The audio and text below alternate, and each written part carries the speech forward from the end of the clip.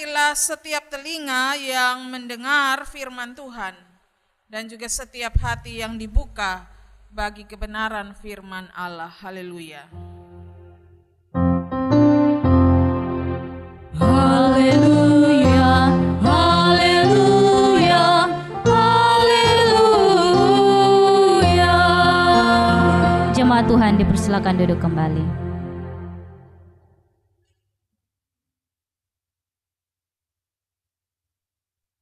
Salam. Sebuah peribahasa mengatakan begini: buah jatuh tidak jauh dari pohonnya. Saudaraku, peribahasa ini digunakan untuk menggambarkan kemiripan antara orang tua dan juga anaknya. Setiap orang tua dan anaknya itu selalu punya kemiripan dalam hal sifat, dalam hal tingkah laku, dan bahkan juga dalam hal kebiasaan orang tua yang selalu akan diikuti oleh anak-anaknya. Kenapa demikian? Kenapa mereka punya kemiripan? Karena faktor genetik akan selalu dapat mempengaruhi kepribadian seorang anak. Tapi sekalipun peribahasa mengatakan demikian, tapi bacaan kita yang kita baca pada sore hari ini bilang bahwa tiap-tiap orang akan bertanggung jawab akan apa yang dilakukannya. Tiap-tiap orang akan bertanggung jawab akan apa yang dilakukannya. Jadi kalau semisalnya orang tuanya melakukan kejahatan, tapi anaknya memilih untuk melakukan yang benar, maka dosa dan bahkan juga hukuman atas kejahatan yang dilakukan oleh orang tuanya tidak akan ditanggungkan kepada anaknya itu. Sekalipun peribahasa bilang buah jatuh tidak akan menggelinding jauh dari pohon begitu. Tapi kalau orang tua melakukan yang jahat, anak melakukan yang benar, tiap-tiap orang akan bertanggung jawab dengan apa yang dia lakukan. Dan yang melakukan jahat, dia akan menerima hukuman. Yang melakukan benar, akan dibenarkan oleh Tuhan. Jadi dosa atas kejahatan yang dilakukan orang tua tidak akan dikenakan. Tuhan bilang tidak akan dikenakan kepada anak. Begitu ya, ini yang mesti kita ingat.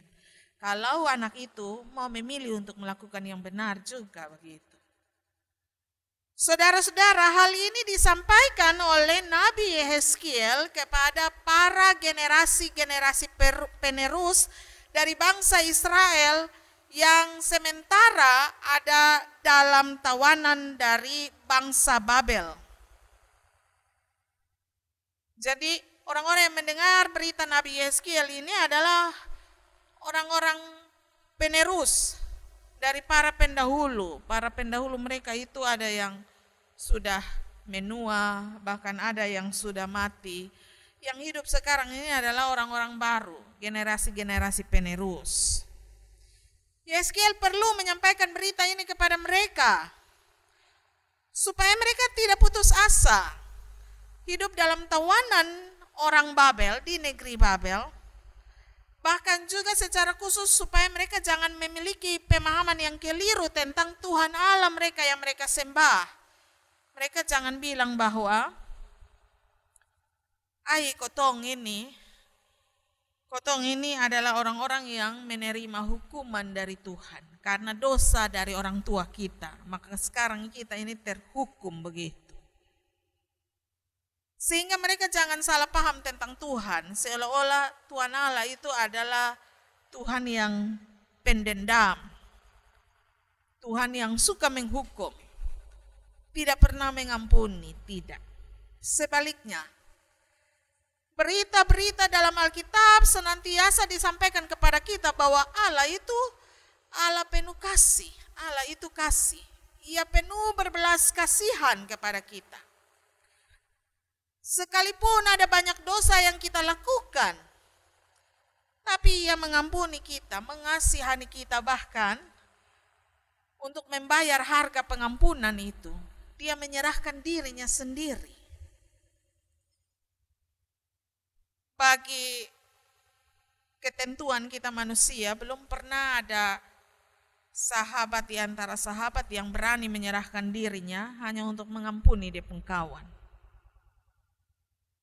Mungkin dia pengkawan bikin kesalahan ulang-ulang balik. Sepertinya kesalahan itu sudah selalu terencana untuk dilakukan dengan maksud untuk menyakiti dia teman. Tapi dia teman yang mengampuni tidak pernah bilang, ya sudah saya mengampuni kamu. Kalau begitu saya akan membuktikan pengampunan saya dengan saya mengorbankan diri saya. Tidak ada hal seperti itu terjadi dalam pergaulan kita manusia. Hanya Tuhan yang melakukannya. Ia membuktikan pengasihannya dan pengampunannya bagi kita dengan mengorbankan dirinya sendiri. Supaya dengan demikian, orang-orang Israel sebagai generasi yang baru, generasi penerus itu, jangan punya pemahaman yang keliru tentang Tuhan. Saudara-saudaraku yang terkasih, para generasi-generasi penerus yang adalah pembaca dan pendengar dari berita yang disampaikan oleh Nabi Yeskiel dalam Yeskiel 18 yang kita baca sekarang ini, adalah orang-orang yang sebenarnya punya pemahaman, tadi saya bilang mereka menganggap mereka ini adalah anak-anak yang jadi tumbal atau bahkan juga pemikul dosa para leluhur-leluhur mereka. Mereka mengatakan bahwa karena sampai mereka bisa ditawan di negeri Babel itu terjadi karena dosa para leluhur. Dan generasi-generasi penerus yang terlahir kemudian harus juga turut menanggung penderitaan itu. Karena itu mereka bilang dalam peribahasa ini ayat 2 Yeskiel 18 kita baca bahwa ayah-ayah makan buah anggur mentah, tapi yang rasa ngilu adalah anak-anak mereka begitu. Mereka mau bilang bahwa ketompo orang tua yang bikin dosa, kita yang kena. Jadi para generasi baru, generasi penerus orang-orang Israel yang sekarang ada dalam tawanan di Babel ini, jadi budak di negeri orang Babel ini, merasa diri bahwa selamanya mereka tidak akan beruntung. Hidup mereka tidak akan bisa lebih baik karena mereka selalu harus memberi diri mereka sebagai tumbal, sebagai pemikul dosa dari dosa orang tua mereka. Karena itu Yeskiel dipanggil dan diutus oleh Allah untuk menegur orang Israel supaya jangan bilang begitu. Jangan pernah berpikir memahami seperti itu dan jangan pernah mengatakan demikian. Kenapa demikian? Sebab sebenarnya Allah masih mengizinkan mereka hidup dalam tawanan orang-orang di Babel bukan dengan maksud Allah sedang menghukum mereka. Allah sedang menyiapkan sebuah perencanaan untuk membuat kehidupan mereka menjadi lebih baik. Jadi bahwa kesempatan mereka ada di negeri Babel adalah kesempatan yang diizinkan oleh Allah supaya mereka memperbaiki kelakuan mereka. Begitu juga dengan kawan-kawan dong. Kebanyakan dari kita yang duduk sekarang ini maba mahasiswa baru dong. Tapi kalau yang Sumala mahasiswa lama. Bolak-balik tulis pidatang, kucak-kucak kertas. Beli lagi kertas baru. Tulis, pi konsultasi, tidak pakai temu terus. Sampai mau bilang bahwa Desu terlalu sangat cinta kampus begitu. Mahasiswa pencinta kampus dong. Jangan putus asa dan jangan suka vonis menghakimi diri bahwa kayaknya Tuhan sayang beta lah. Apalagi yang putus-putus cinta dong jangan ngomong lagi kayaknya Tuhan sayang beta, kok beta bisa berjodoh dengan dia.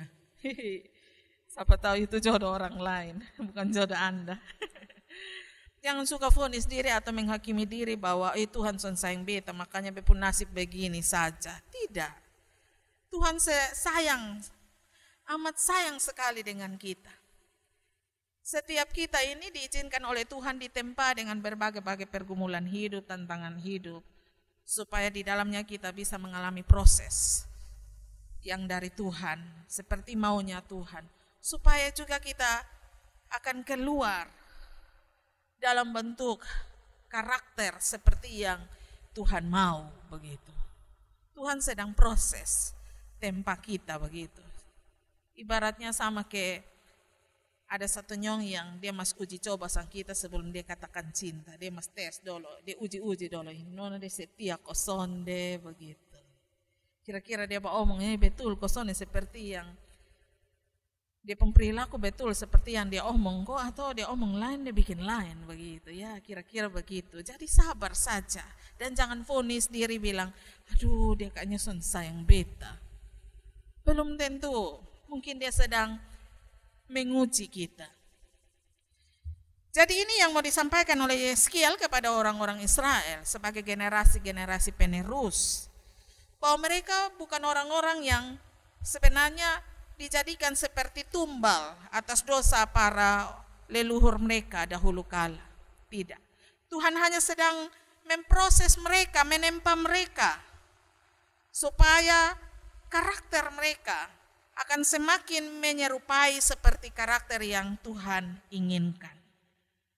Karena itu Tuhan memberi satu bukti yang nyata bagi mereka, bahwa di tengah-tengah keberadaan mereka, pergumulan mereka di negeri orang, di negeri Babel itu, mereka tidak sendiri.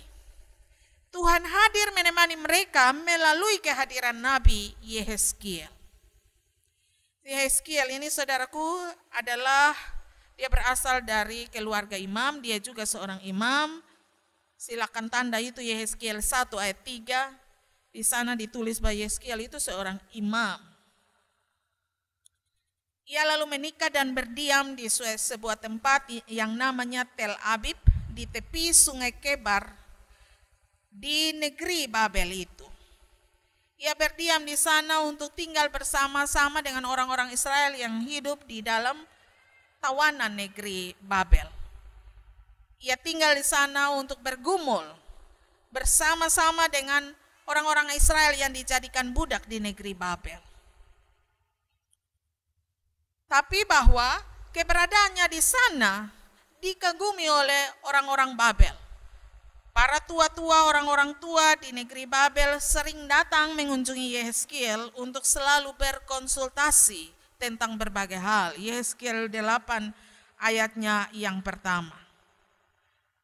Dan dari sanalah ia dipanggil oleh Tuhan menjadi nabi yang mulai menyatakan apa yang menjadi kehendak Tuhan, secara khusus bagi orang-orang Israel yang diperbudak di negeri Babel itu. Mari kita perhatikan apa yang disampaikan oleh Yeskiel. Secara mendalam, Yeskiel sedang menyatakan bahwa dalam kehidupan ini ada dua macam orang yang bisa kita bedakan. yakni yang pertama adalah orang-orang yang mau melakukan kebenaran dan keadilan, yang dicatat secara panjang lebar dalam Yeskiel 18 ayat 5 hingga ayatnya yang ke-9, lalu lagi dilanjutkan dari ayat 16 hingga ayat 17. Itu perbuatan-perbuatan benar dan adil yang dilakukan. Dan orang-orang yang melakukan yang benar dan adil ini diberi keselamatan oleh Tuhan, diberi hidup oleh Tuhan. Tapi berbeda dengan orang-orang yang melakukan kejahatan, atau istilah trendinya orang fasik. Mereka yang melakukan apa yang tidak benar, yang jahat, yang tidak adil, akan menerima hukuman yang dari Tuhan. Hal itu dijelaskan secara panjang lebar bentuk-bentuk kejahatannya dalam ayat 10 hingga ayatnya yang ke-13. Saudara bisa baca di sana. Itu belum muat semua jenis kejahatan. Tapi bahwa dari dua macam orang ini yang Yeskiel tunjukkan kepada kita, Yeskiel sedang mau bilang kepada kita bahwa Untuk setiap apapun yang kita lakukan, kita katakan, kita pikirkan, akan selalu kita pertanggungjawabkan itu. Masing-masing kita akan mempertanggungjawabkannya, baik di hadapan manusia maupun juga di hadapan Tuhan. Tiap orang akan bertanggung jawab. Untuk apa yang benar yang dia lakukan, dia juga akan mempertanggungjawabkan itu. Tapi terhadap apa yang salah, itu juga yang akan ia pertanggungjawabkan. Penegasan ini menunjukkan kepada kita bahwa supaya kita tidak hidup dengan menerima hukuman yang dari Tuhan, maka baiklah kita melakukan hal yang benar. Supaya dengan demikian keselamatan Allah itu Allah berikan bagi kita. Tapi bahwa saudaraku, seberapa kerasnya kita berupaya untuk melakukan yang benar, kita tidak selalu punya kemampuan yang lebih untuk selalu tetap teguh melakukan hal yang benar. Kenapa? Sebab kedagingan kita ini lemah. Roh maunya melakukan yang benar, tapi kedagingan kita selalu menjatuhkan kita, selalu membuat kita gagal. Sebab itu sebenarnya Yeskiel juga sedang menegaskan bahwa keselamatan yang kita terima dari Allah bukan datang karena perbuatan baik yang kita lakukan, tapi bahwa kita mesti melakukan hal yang benar dan adil, seperti apa yang Yeskiel jabarkan dalam ayat 5 sampai ayat 9, lalu dilanjutkan ayat 16, ayat 17 itu, yakni bahwa semua perbuatan baik yang kita lakukan itu adalah bentuk respon positif kita kepada kebaikan Allah yang sudah Allah berikan bagi kita melalui keselamatannya, begitu. Jadi perbuatan baik itu adalah salah satu bentuk respon atau terima kasih kita kepada kebaikan Tuhan yang sudah kita terima. Kan kalau saudara dikasih kue gratis, kue mahal, kue enak lagi, tidak mungkin saudara terima, dah lain kali kasih lah. Pasti kita bukan hanya terima kasih, tapi kalau ada yang susah sedikit dengan itu orang pun hidup, kita pasti akan berusaha sampai duluan untuk bantu dia. Sekalipun tidak banyak hal yang bisa kita bantu, tapi paling tidak kehadiran kita harus menjadi yang pertama, supaya dia tahu bahwa kita berterima kasih. Makanya Yeskiel bilang, mari berbuat benar, mari berbuat adil, mari berbuat yang baik sebagai bentuk terima kasih kita kepada Tuhan, karena kebaikan Tuhan yang menyelamatkan kita senantiasa. Karena itu, maka sebagai respon kita atas kebaikan Tuhan yang Tuhan berikan bagi kehidupan kita sekalian, maka kita diajak oleh Yeskiel untuk kita mari mengoreksi kehidupan kita. Kalau Yeskiel bicara tentang dua macam orang, tentang orang yang melakukan benar dan orang yang melakukan jahat. Kalau hal ini kita sejajarkan dengan kehidupan kita di kekinian, kita bisa kelompokkan. Nasihat dari Yeskiel ini dapat dibagi untuk 3 kelompok orang yang memang sedang hidup dalam cara hidup di dunia ini. Kelompok yang pertama itu adalah kelompok orang-orang yang setia, percaya, dan beribadah serta taat kepada kehendak Tuhan, sekaligus memelihara kekudusan diri dan juga perkawinan, serta juga memelihara relasi kasih yang kuat dengan sesama dan dengan Tuhan sendiri. Yeskiel bilang orang-orang yang hidup dalam cara hidup seperti ini adalah orang-orang yang dikatakan sebagai orang-orang yang memelihara kebenaran. Kebenaran yang dari Tuhan itu dipelihara. Tapi ada juga orang yang hidup dalam kelompok yang kedua. Kelompok yang kedua itu adalah orang-orang yang setia, percaya kepada Tuhan, beribadah, taat kepada kehendak Tuhan, serta juga menjaga kesucian diri. Tapi, ada tapinya. Tapi orang-orang ini sama sekali tidak peduli dengan sesama manusia. Suka merampas, orang bilang serakah itu. Menindas, berlaku tidak adil terhadap sesama manusia. Bahkan orang-orang dalam kelompok yang kedua ini suka bilang, baik kepada dirinya sendiri ataupun kepada orang lain, dia bilang begini, dong bilang begini. Yang penting beta percaya kepada Tuhan. dan selalu rajin beribadah. Pasti beta selamat. Untuk orang-orang dalam kehidupan model kelompok yang kedua ini, menurut Yeskiel, orang-orang seperti ini disebut orang-orang yang tidak manusiawi. Kenapa? Sebab Tuhan Allah sendiri memberi dirinya, menyatakan kasih-Nya. Ia bergaul dengan kehidupan manusia dan ia terlibat dalam semua pergumulan yang dialami oleh manusia. Sebab itu Yeskiel mau bilang begini, kalau kita mau melakukan yang benar, maka jangan memisahkan diri kita dari perlakuan kita, memelihara relasi, persaudaraan, kebersamaan, pertemanan dengan sesama kita juga. Jangan hanya percaya Tuhan, tapi mengabaikan sesama. Tapi jika kita bilang kita percaya Tuhan, mari buktikan dalam pergaulan kita terhadap sesama di kehidupan ini. Tapi ada juga kelompok yang ketiga yang selalu kita hidupi dalam kehidupan ini. Orang-orang yang hidup dalam kelompok yang ketiga ini adalah orang-orang yang selalu peduli dengan sesama. Suka menolong, tidak memeras, tidak suka menindas. Tapi orang-orang ini tidak percaya kepada Tuhan dan tidak beribadah kepada Tuhan. Orang-orang yang hidup mengelompokkan dirinya dalam kelompok yang ketiga, mereka suka bilang, baik pada diri mereka sendiri maupun orang lain, mereka bilang begini, biar beta son di gereja, biar beta son tau sembayang, biar beta pamalas pi belajar katekisasi sidi, biar beta son ikut perjamuan kudus, asal be buat baik, maka be yakin beta pasti selamat. Yeskiel bilang untuk orang-orang dalam kelompok yang ketiga ini disebut sebagai orang-orang yang melakukan kejahatan juga, tidak melakukan yang benar, dan karena itu mereka pasti akan dihukum oleh Allah. Ini tinggal sekarang kita koreksi, kita masuk kelompok yang mana, 1, 2, atau 3.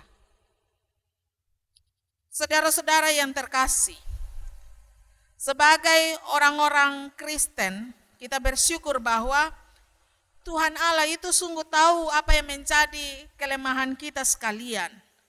Sehingga Ia berkenan menebus kita daripada segala dosa-dosa kita melalui karya agung pengorbanan Tuhan Yesus. Bahkan Ia juga berkenan memberi Roh Kudus-Nya untuk selalu berdiam di dalam hati kita. Supaya kita selalu dikuatkan, sehingga kita bisa menghasilkan buah-buah kehidupan yang benar, seperti apa yang Tuhan inginkan.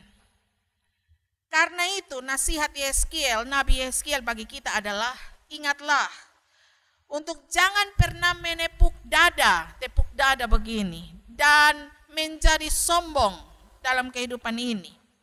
Merasa diri sebagai orang yang selalu taat kepada Tuhan. Karena sesungguhnya kita selalu lemah dalam keinginan kita untuk melakukan yang benar. Tapi bahkan ketika kita melakukan yang benar pun, jangan menjadi sombong. Baiklah kita berusaha senantiasa dengan tidak putus asa, untuk tidak pernah menyerah, melawan keinginan dosa yang selalu hadir dalam kehidupan kita. Jangan membiarkan diri kita untuk terjerat oleh dosa dan kejahatan, jangan. Yeskiel ajak kita untuk melakukan yang benar kan, sebagai ucapan terima kasih kita kepada Tuhan. Karena itu supaya kita jangan melakukan kejahatan, Yeskiel nasihat kita. Untuk mari berani mendekat kepada Tuhan Yesus, selalu berani mendekat kepada Tuhan Yesus. Beribadahlah, berdoalah selalu kepada Tuhan Yesus. Percayalah dan berserahlah selalu kepadanya, supaya kita dipelihara oleh kasih-Nya yang kuat itu. Karena Yesus, kita percaya bahwa kita ini diselamatkan, saudaraku. Kekuatan kita untuk melawan dosa hanya ada dan terletak dalam kekuatan yang datang dari kuasa Tuhan.